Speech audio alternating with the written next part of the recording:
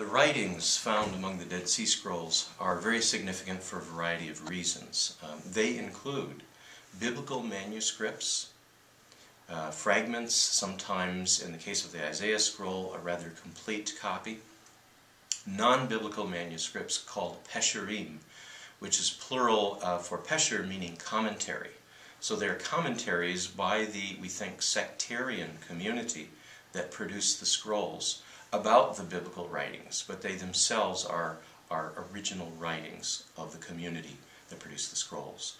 And finally, sectarian documents of other types that have to do with the life of the community itself. A community of Jews who were a sect or a particular school. They're called by the first century Jewish historian Josephus Flavius a philosophy, along with the Pharisees and the Sadducees. And so from the documents we also find out about the life of that Jewish community in the first century, and therefore more about Judaism itself in the first century, and therefore a little bit more about the context of early Christianity as well.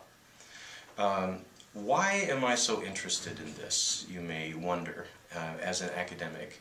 It started for me first as a graduate student in Israel and the West Bank in 1983, and then I was employed to go back and help run a study program in '84, and then for the last half of the '80s I actually lived and taught full-time in Israel and the West Bank, or the Holy Land, teaching biblical historical geography and archaeology, and I've been back a few times since, teaching leading graduate programs, and also for sabbatical, as recently as 2008. So I've spent a lot of time at Qumran, the archaeological settlement, near the caves where the scrolls were found, and have a great love for the region.